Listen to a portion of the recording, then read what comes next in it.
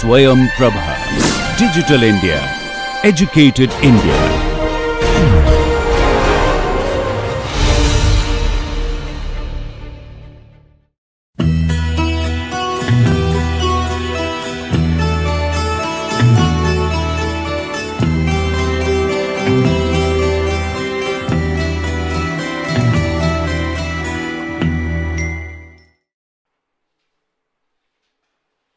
Good morning. Today we shall discuss the raw materials required for manufacture of polymers. If I ask you a question, what is the basic source of polymeric raw materials or raw materials for polymers?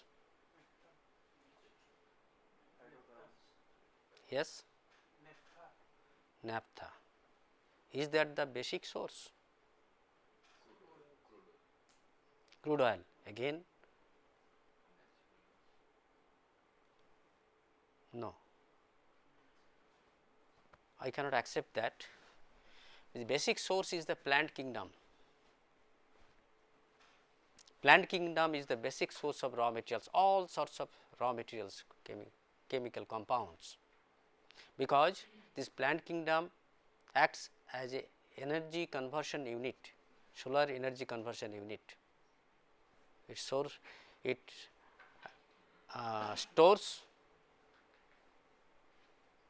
the solar energy. Now, that plants can be a major source of or the best source of this polymer raw materials. Now, this petroleum, coal, these are the fossil fuels, fossil of plant fossils.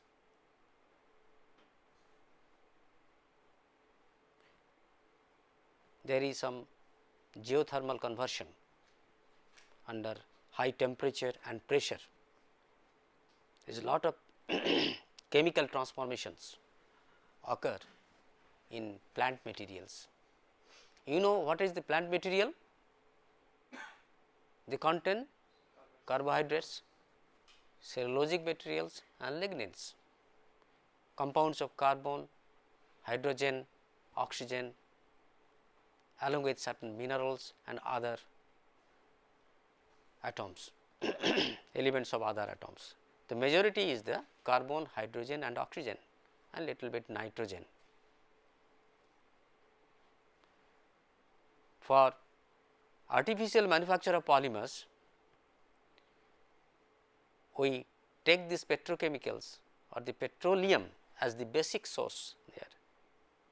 You may say that yes, petroleum can be considered as the basic source, but the genesis of petroleum is from plant kingdom. Now, if you remove this lignin from woody material of plants, what we find? We get cellulose, and lignin, you can consider this lignin as a storehouse of plenty of chemical compounds. Today, large number of chemical chemicals available from world level manufacturers of chemicals and suppliers of chemicals or traders of chemicals. Majority of those chemicals are made from this lignin through pyrolysis, etc. So, if there is no, this petroleum reserve is exhausted, we have the plant system. From the plant system, we can manufacture chemicals provided we have the appropriate technology. That is different aspect. We should not discuss those things here. What I like to tell you, that majority of the polymers, artificial or synthetic polymers, those are manufactured from raw materials obtained from petroleum, and petroleum provides large number of petrochemicals. There are three major generations of petrochemicals: first generation of petrochemical, second generation of petrochemical, third generation of petrochemical. Polymer is also a petrochemical. Polymers would also be considered as a petrochemical. Okay. So, let us see, we must have certain idea about these raw materials for the manufacture of these polymers. Think of polyethylene, polypropylene, polyvinyl chloride, polystyrene, polyesters, polycarbonates, phenolic resins. All these materials are obtained from this petroleum. And initially in 1970s, actually in 1970s, the first petrochemical complex was set by Indian Petrochemical Corporation of India at Vadodara for manufacture of cracking of naphtha, refining of crude oil, then cracking of naphtha. By cracking process, different types of organic chemicals were manufactured. So, it gives us a close view of different projects taken up by the IPCL that time, and here you see different chemical compounds, xylene, then polyethylene, these are the polymers actually, the polyethylene, ethylene, xylene, propylene, butadiene, benzene, and subsequently their derivatives lead to large number of petrochemical products. You can get these things from any petrochemical book. Any petrochemical book you can see. I had one book that is written, that is known as the Introduction to Petrochemicals, written by Sukumar Maiti. It is a very small book. There are many books available in our library. You can go through those things. Source of petrochemicals: the crude oil and natural gas, hydrocarbon materials, and mostly those are saturated hydrocarbons. This shows a schematic representation of petrochemical feedstocks. These are the various petrochemicals. Here you see, few are mentioned here: methane, ethane, propane, butane, propylene, butane, butene, B.Tech, benzene, toluene, xylene, aromatics, etc. So, these are obtained from either crude oil or natural gas. These are fractionated. From this we get LPG, liquefied petroleum gas, cooking gas, which contains propane and butane, and from crude oil we get in the form of refinery gas or liquid petroleum fraction. So, there are two fractions, gas and liquid fraction.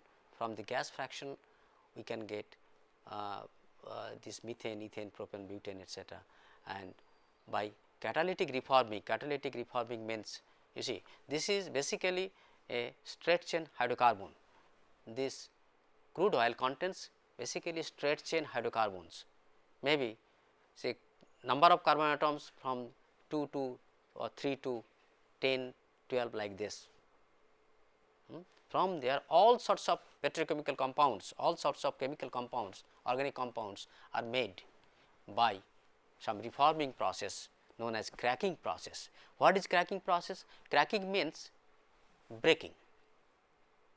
Say if you have a straight chain hydrocarbon, say suppose C5 hydrocarbon, there are 5 carbon atoms, saturated C5, that means pentane or hexane or heptane, like that. Now, there the bonds present in the straight chain carbon is carbon carbon single bond and carbon hydrogen single bond. Now, when that is subjected to high energy environment, might be thermal energy or some other form of energy which should be technologically viable. So, it is better to have thermal energy in presence or absence of catalyst. Those bonds can be broken in a closed chamber. So, once those bonds are broken, that breaks by homolytic scission. You know what is homolytic scission? Suppose carbon carbon bond, if there is, it breaks, it will break into two fragments having two radicals on this carbon, this homolytic scission. Heterolytic,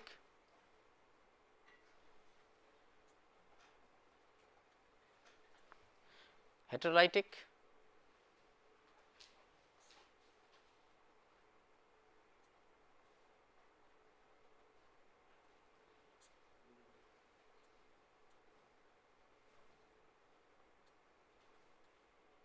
I am not showing the other bonds.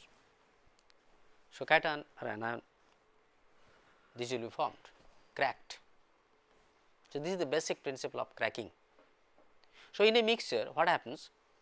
See, large number of molecules are there, infinite number of molecules are there.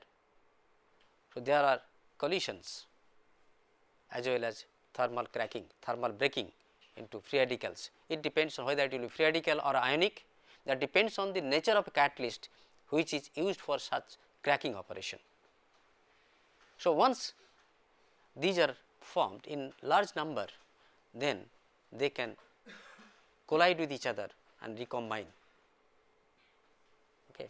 So, the size of this radical may not be equal to the size of this radical. One may contain 2 carbon, another may contain 3 carbon or 4 carbon, like this. So, after breaking they collide with each other and again they can form reform, or again or even they can abstract hydrogen atom from one of the other radical, that is called disproportionation reaction. So, what happens? I am showing this way.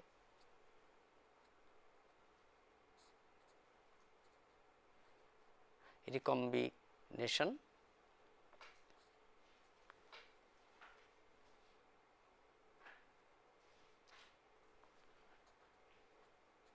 they can reform, or there are possibilities of, say, it has hydrogen, it has also hydrogen. So, this hydrogen can be abstracted. So, if this hydrogen is abstracted, then some double bond will be formed over here, unsaturated end, and other thing will be, other part will be saturated, like this. So, depending on the residual parts, hydrogen or other carbon, it can be methane or ethane or propane, and this can be ethylene, propylene, like this. All right. So, this is the things happen when they are fractionated or they are cracked, that means you are exposed to high energy environment. After that those are fractionated. So, after cracking what happens? We will have a mixture of different chemical compounds, mixture of starting compound with the product compounds. Then it needs to be separated and purified, isolated, etc., and that is done by fractionation, fractional distillation or by other means of fractionation.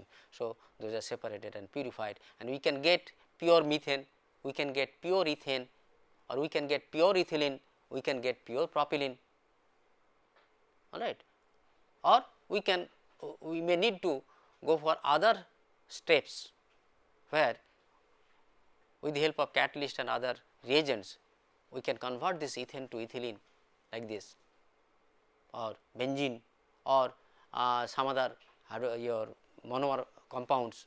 So, those are there. So, you can have a close view of the different chemical organic compounds available from crude oil or petroleum. Now, this shows a basic composition of natural gas. majority is methane and then ethane.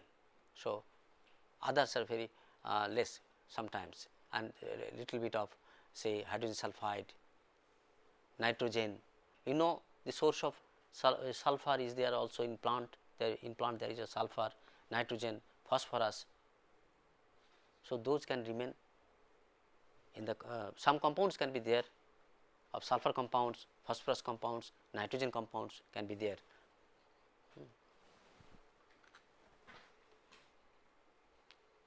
Compositions of natural gas available in Gujarat. Actually, this composition of natural gas varies from place to place, site to site. Composition of crude oil varies from site to site, aliphatic, aromatic mixtures, all these things, as well as different hydrocarbons present over there. I will go hurriedly, today I have to finish this, there are a large number of slides. So, here you see US natural gas consumption pattern is shown, and this is old statistics. You can get the recent or current statistics from your recent journals. Should skip these things. Classification of petrochemicals. As I told, there are first generation petrochemicals known as basic petrochemicals, second generation petrochemicals known as derivatives of first generation petrochemicals. So, from first generation petrochemicals one can get second generation petrochemicals, then third generation petrochemicals are consumer commodities or products like which we are using, say polymers, say propylene, polypropylene, polyethylene, polyvinyl chloride, polystyrene. These are third generation petrochemicals, because these are chemical compounds made from petroleum. Okay. So, second generation, look at first generation examples are methane, ethane, propane, ethylene, propylene, butylenes in the monomeric form, B.Tech aromatics, benzene, toluene, xylene aromatics, and second generation petrochemicals are styrene, dimethyl terephthalate or terephthalic acid, acrylonitrile, ethylene glycol, vinyl chloride, acrylic acid. These are intermediates as raw materials for plastics, rubbers, fibers, dyes, detergents, all these things. Now, you understand majority of the chemical industries in a country, they have to depend on the availability of this crude oil. If there is no sufficient crude oil, because that crude oil goes for this petrochemical manufacture as well as for what? Fuels, petrochemicals as well as fuels. Today, people are automobile vehicles are run by these gaseous fuels. Okay. So, then third generation petrochemicals, after obtaining these monomers from first generation petrochemicals or second generation petrochemicals, they are converted to polymers as third generation petrochemical materials.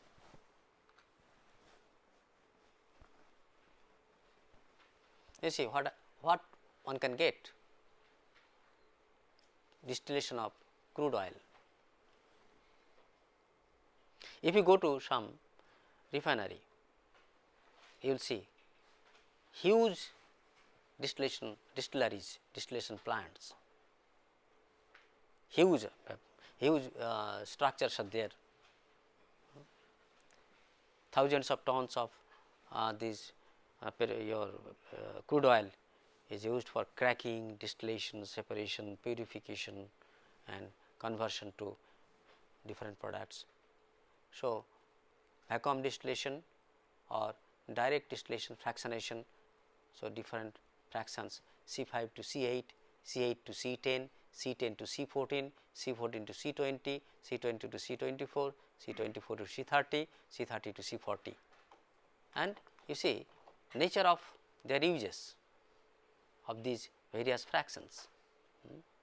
Now, for road surfacing or for coke, we also depend on these petrochemicals, crude oil, high boiling fractions, those are called high boiling fractions or residues those are high viscous materials, they have some binding capacity, they have some adhesion properties, those are used for road surfacing, etc. So, depending on the number of carbon atoms in the hydrocarbon chain, you see their uses are different because their boiling points are different. Gradually boiling point increases from top to downwards.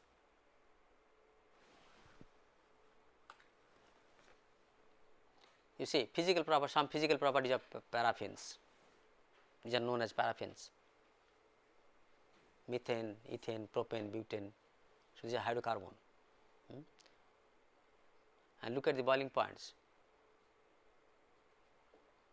very low temperature is required for solidifying methane, minus 182, minus 183 like this. Then when the number of carbon atoms is more than actually these are the melting point, but look at the boiling point, pentane, when the number of carbon atoms is bigger more than 4 or 5, it becomes liquid, otherwise it is gas. So, paraffin wax, its melting point actually it does not melt, showing a sharp melting point, say it is from 55 to 60, 65, 70, 55 to 70, in this range it melts because it contains a mixture of hydrocarbons higher than C30 or something like that. So, those you can have some idea looking at these boiling points and the number of carbon atoms and carbon hydrogen ratio. This is most important thing, carbon hydrogen ratio. The calorific value or the fuel value of a hydrocarbon depends on this carbon hydrogen ratio, because this combustion is an oxidation process.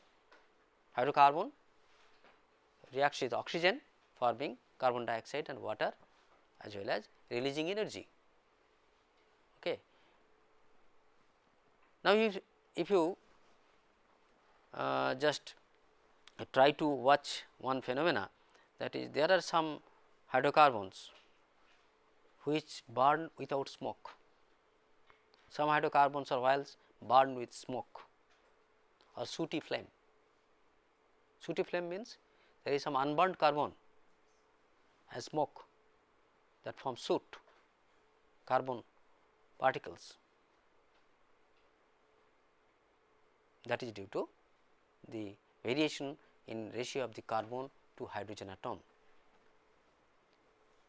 Aromatic compounds, when it is burnt, it produces sooty flame, produces soot, whereas lower hydrocarbons does not produce soot. There is complete combustion and conversion to water and carbon dioxide. Anyway, just if you go through this data, you will have some idea. It may help you, because if you want to be a polymer expert, if you want to work in polymer industry, if you want to understand the process over there, you must have some basic idea in these things. Effect of branching on boiling points of alkanes. So, here you see effect of branching is there on boiling point, effect of branching is there on the properties of polymers, that you can visualize. You will see when I shall cover the structure properties or structure property relations of polymers, you will see the effect of branching, effect of molecular weight, effect of their morphology, etc. All these things, they have profound influence on their properties. Here also the effect of branching is there on the boiling point as well as the melting point, number of branch, length of branch, etc. This is the composition of various refinery gases. Primary fractionator gas, power former tail gas, fluid catalyzed cracker tail gas, hydrocracker, isomeric tail gas, steam cracker, naphtha, gas oil, hydrofiner, tail gas. So, different fractions actually these are some technical terminologies, different fractions can be available, and these are the compounds available from those different fractions. It may not be so important for you at this moment, but as a reference you can keep with you anytime it may be necessary. Availability of propane and butane from refinery, propane volume, some statistical data is given over here. Propane, butane and source are the crude oil. Hydrocracking process, hydrocracking means cracking in presence of steam. I will explain this hydrocracking process little later, what is hydrocracking, what is catalytic cracking, etc. So, from different processes we can get different percentage of hydrocarbons. Now, what is the feedstock for ethylene? That means for manufacture of ethylene, because ethylene is a base, again is a very important raw material for today's commodity polymers, polyethylene or polypropylene, etc. So, for making the ethylene, for production of ethylene monomer, what feedstocks are taken for manufacture of this ethylene? These are ethane, propane, normal butane, naphtha, gas oil, and yield of total ethylene production is percent from each of these, and total yield of ethylene production from range is given, yield of ethylene percent, total ethylene and yield of ethylene.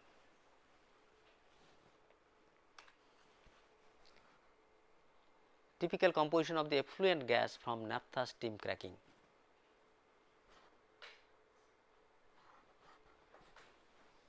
In refineries you will find naphtha cracker. What is naphtha cracker? Naphtha is taken as the feedstock, then it is subjected to thermal cracking. Cracking means breaking of hydrocarbon chains into smaller fragments, that is called thermal cracking, and that heat is supplied through steam, high pressure steam, high temperature steam. You can have steam at 100 degrees Celsius, you can have steam at 150 degrees Celsius, you can have steam at still at higher temperature depending on the pressure of the steam. Now, that steam is mixed with this hydrocarbon gas. What happens? There is water vapor, water molecules in the vapor phase, vapor state, and hydrocarbon and thermal energy, heat energy. So, that heat energy, if it is more than the bond energy of carbon, carbon bond energy, more than the bond energy of carbon hydrogen bond energy, then those bonds will be broken, that is called cracking. Okay. Now, once, as I mentioned, once these bonds are broken, there is a possibility of major possibility of recombination to get you back the feedstock, that means the starting material. In order to prevent that, this steam is used, it acts as a diluent. You understand? It acts as a diluent. That means, if there is certain percentage of water vapor molecules are there, then when they come, when these species comes closer to collide each other to reform the starting material, that will be prevented. That means, if in this space some water molecule comes in between these two, they will be prevented to collide with each other, rather this will collide with this water vapor molecule, and temperature is high. So, it can lead to this kind of reaction with these products. This is the effect of dilution, and that is the process, and that principle has been developed to refine technology today to get the specific products of ethylene, products like ethylene or propylene like this. Okay. So, typical composition of the effluent gas from naphtha steam cracking. So, you see hydrogen, some hydrogen is also produced, because hydrogen is broken, carbon hydrogen bond is broken. So, some active hydrogen atom will be produced, they may combine to form some hydrogen also. Again that may be that will react to form other compounds, that means that may add to the hydrocarbons, but some hydrogen atoms or hydrogen molecules will be there. Methane, ethylene, propylene, C4, C5 fraction and cracked naphtha, vegetable oil of gases, these are the various components produced during steam cracking. Now, look at this, as I was telling, look at these reactions. If you look into this thing, ethane, CH3, CH3, saturated hydrocarbon. So, thermal cracking due to homolytic scission of this bond will lead to this methyl radicals, 2 methyl radicals, highly active and energetic, highly activated state. So, this methyl radical will further collide with this ethane molecule, fresh ethane molecule, forming, that means this methyl radical will snatch one hydrogen atom from this methyl group, forming methane, as well as it will lead to an ethyl radical. This ethyl radical can give up one hydrogen from this carbon, forming a, actually this is wrong here, forming an unsaturated molecule, olefin, ethylene, producing one hydrogen radical. So, this hydrogen radical can also lead to products like this, and again it can lead to form methane. Okay. And again this hydrogen radical can combine with this thing, giving back the starting ethane molecule. So, this way you see the random process, random reaction, random collision between these hydrocarbon molecules. Here only one species is shown, ethane. If you go for cracking of natural gas, cracking of crude oil or some other feedstock, then there will be a mixture of different hydrocarbon compounds differing in number of carbon atoms in the chain. So, there will be a mixture of products, but depending on the energy, that means the temperature and the presence of catalyst and all those things, pressure, temperature, pressure, catalyst, those parameters control the percentage of products, say.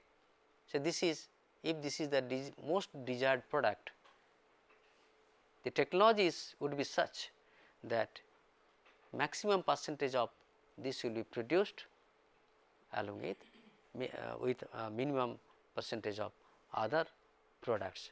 Then the product mixture, this is the product mixture, should be subjected to fractionation, isolation, separation, purification.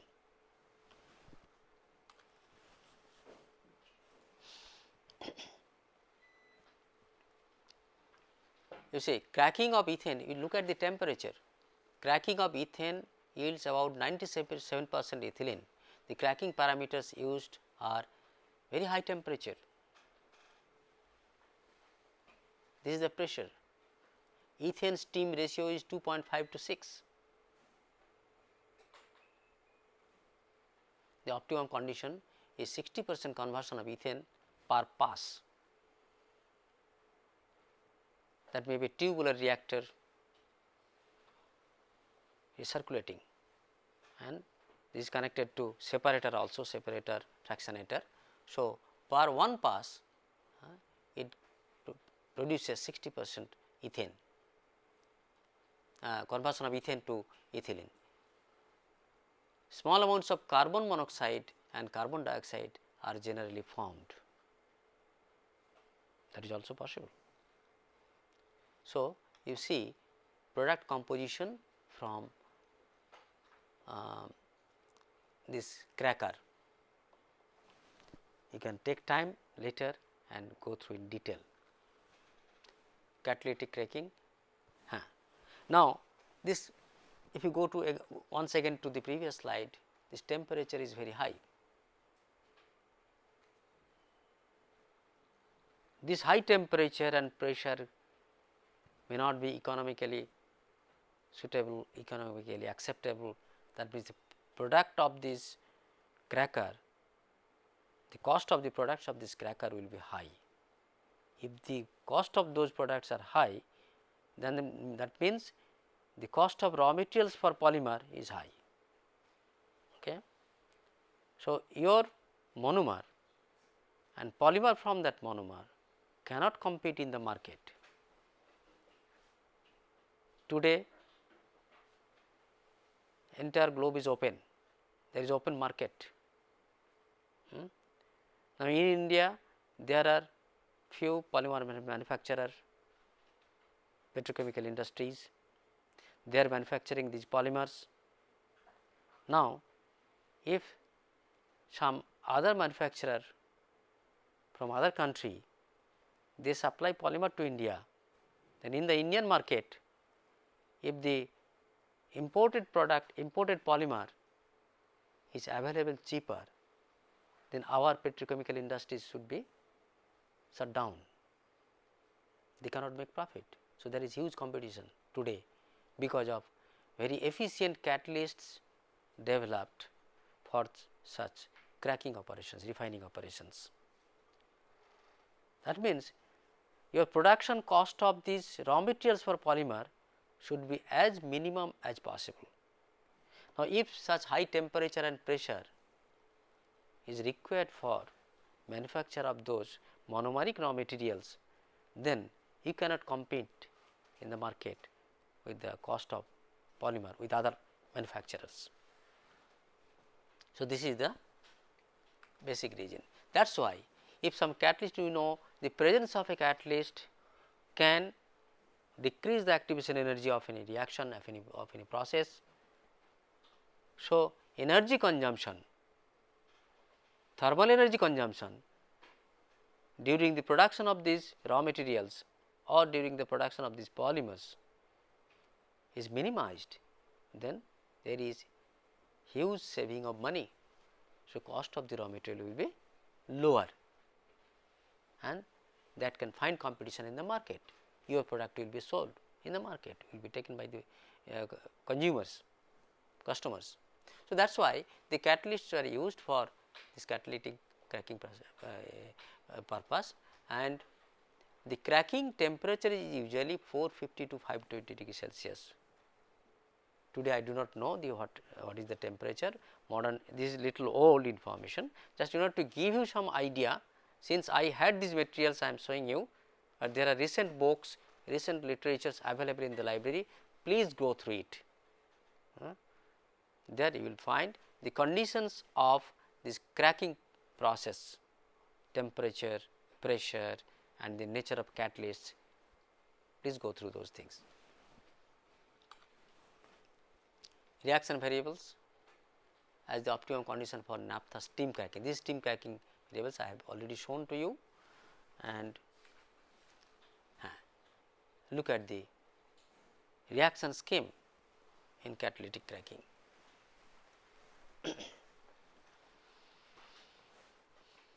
In the thermal cracking process, you saw the homolytic scission of this carbon-carbon bonds leading to smaller fragments monomers or other smaller hydrocarbons. Here you see, in presence of catalyst,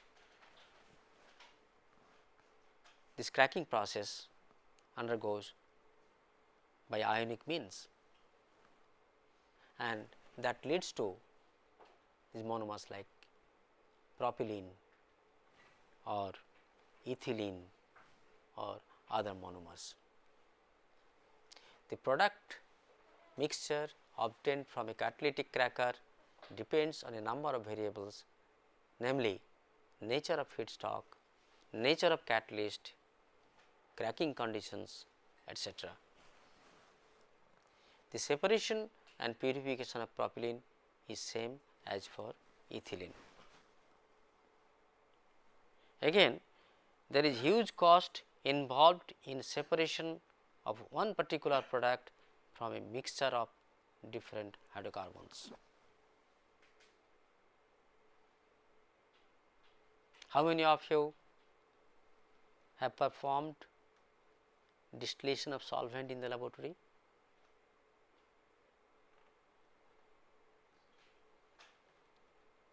What apparatus is used? What setup? What apparatus is there in that distillation setup? Soxhlate is not a distillation setup. Soxhlate is a setup used for, you can say, extraction. Soxhlate is not a distillation setup. What is the principle of distillation? You take a solvent in a container, supply heat, it will start boiling, vapors will be produced, and at a particular pressure it will boil at a constant temperature. So, due to boiling of that liquid, it produces vapor molecules, and those vapor molecules need to be condensed. So, you must have a still, distillation still or a container where you have taken the liquid, that still is connected to a condenser. So, vapor will be generated by supplying heat from the bottom of the still or container. The vapor will try to go out and pass through the condenser, where some coolant is being continuously passed. That coolant may be cold water, chilled water, or some gas also, cold gas, cold oil. So, those vapor molecules will be condensed to form a liquid. That means, that is a fraction containing that is the pure form of one particular fraction, which starts boiling at one fixed temperature and continues till the last trace of that compound is removed from the distillation still. That is the distillation process. Now, here many things are there, those are chemical engineering aspects and unit operations. This is a very simple setup. I have told you, simple distillation setup that contains a container connected to a condenser and a receiver. In the receiver, that distillate is collected as a condensate. Okay. Now, the efficiency of distillation, efficiency of distillation means at minimum energy consumption, you have to separate or you have to distill a component in a pure form. Now, if that vapor is condensed properly, then distillation will be faster. Otherwise, there will be it will go back to the still and it will be collected in the same container rather than getting as a distillate. So, for that it needs high surface area, high condensing surface. So, for those different types of different designs of condenser are available. Anyway, those who will be going for synthesis of chemical compounds or polymer materials, they may need this kind of distillation, and again the distillation can be done at a lower temperature than its normal boiling temperature, because the there is a possibility of degradation, thermal decomposition of the compound, which you, of the liquid, of the solvent which you want to distill or separate by fractionate. So, distillation is a kind of fractionating process technique, fractionating and purification technique, by which you can separate one particular pure component from a mixture. There are other techniques also, as he told, Soxhlate, that is used for also separation by extraction, liquid extraction, solid liquid extraction, all these things. So, there are various techniques or unit operations found in or followed in chemical engineering. Those are necessary for our purpose also here. A typical composition of the effluent gas from naphtha cracking, you see, of course, catalytic cracking process is there, you read. Now, simplified flow plan of naphtha steam cracking process. Stephen, you are not getting, Stephen, are you getting interest? Because you are from different subject, I know. Any of you feeling uneasy? Feeling uneasy? Why?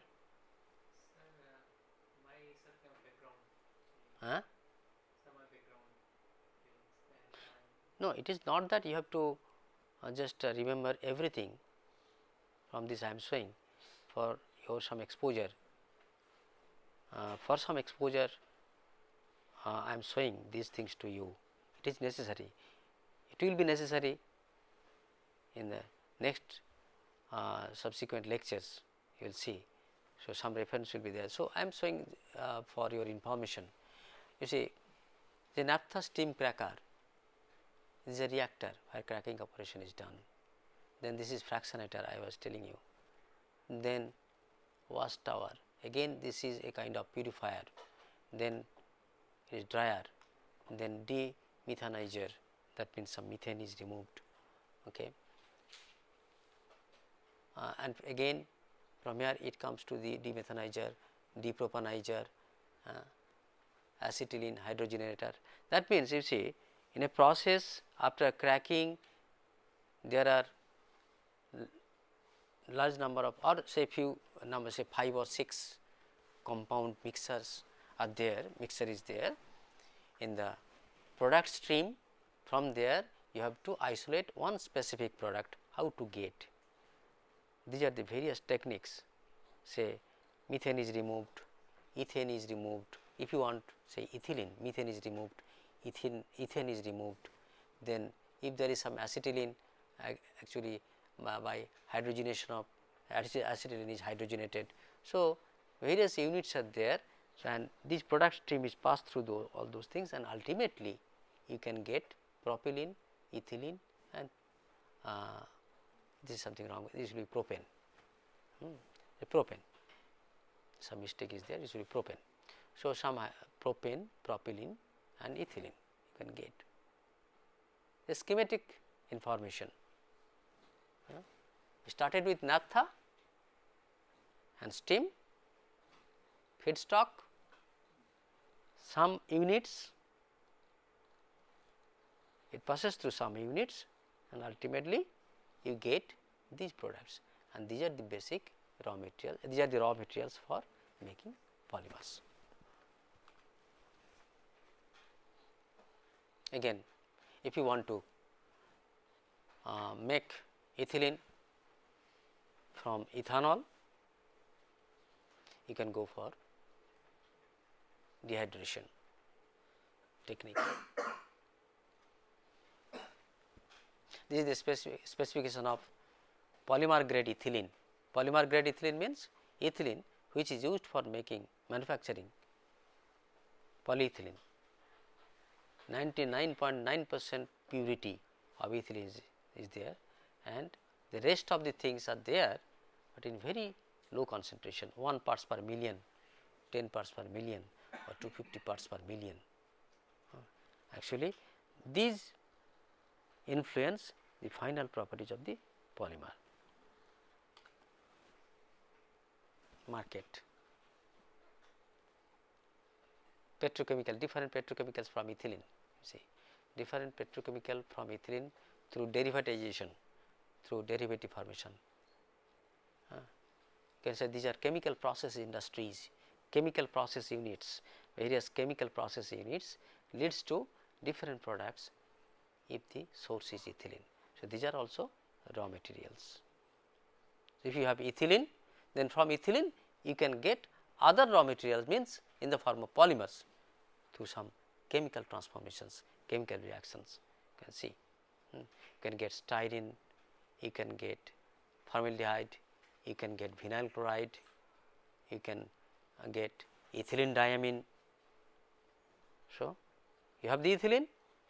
If you have ethylene, pure ethylene at low cost, you can have these plenty of raw materials.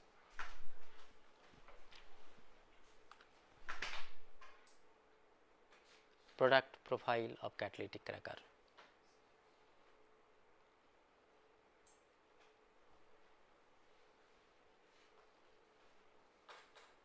Propylene, you see, propylene is 4.5, is not very high. You can have gasoline, residue and coke. Why the cost of polymer is so high? 1 kg polymer. No, what is the cost of polyethylene today?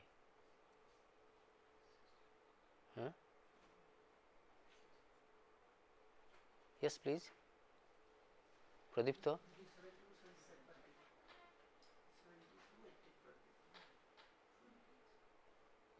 So, 70 to 80 rupees 1 kilogram. If you go to market for buying one bucket, polyethylene bucket, how much they take? Say 10 liter bucket. Have you not purchased? How much it costs? 50? No, it is more than 50. How much you paid? Bit louder. 65, 70, 80 rupees, 100 rupees. Yes, you are right, 100 rupees. It depends on the manufacturer, company, qualities, etc. So, that is not 1 kg, around 250 grams, 250 grams or 500 grams or say 300 or 400 grams. So, if the raw material cost is, your polymer cost is, if that polymer 1 kg polymer is available in 75 rupees, how come that 300 gram bucket takes 80 rupees or 100 rupees from you? They are making huge profit. Are they making huge profit? No. You have to add the process cost for manufacturing that bucket. That may not be again so high. You see, the 300 gram polymers, how much is the cost?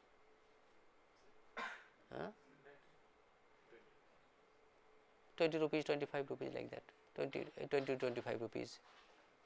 So, add process cost to it, another 15 rupees or 20 rupees. So, huge margin is there, huge profit is there. So, my my suggestion to you, all of you, instead of going for job, hunting for job, okay, you start one entrepreneurship of manufacturing buckets and supply to these hostels, where you can make a profit of say 30 to 40 rupees per bucket, mugs, tubs, and even your monofilament, polyethylene polypropylene monofilament for making mosquito nets. How many of you have mosquito nets in your hostel? Only one. Be careful, huge mosquitoes are there. So, you should buy, and that mosquito net is made of nylon. Nylon nets you are using. Are you using nylon nets? Nylon nets. What is the cost? What is the size? 3 feet by 3 by 5.5 or 6 feet. 3 by 6 is they are taking 200 rupees. It is made of polyethylene monofilament, not nylon. Nylon net will be much expensive than this one. So, you manufacture polyethylene monofilament. So, do not ask for a job. Okay. There are many other outlets of manufacturing plastic or polymeric products. You can make capital investment. Yes, now he has come. Who has told capital investment? Capital investment. Okay, your friend is quite rich person. There are some friends. There, Stephen is there. Stephen is quite rich, so he can supply money. Yes. Imported plastic. Why you are going for imported plastic? Better quality? Not necessary. It is always the imported plastic, imported material are better quality than the manufactured in India. Anyway, so these are, I have given you a brief picture of these raw materials for this polymer manufacture. Now, if you have any question, queries, you please ask me. Any queries? After reading, that means, am I to accept that you have wasted your time in this class? Then why after reading? Why not immediately? Hammer the iron while it is hot. Is not it correct? I will forget, you will also forget. Then you should immediately ask in the class, sir, what is this, what is that? You have not explained that part clearly.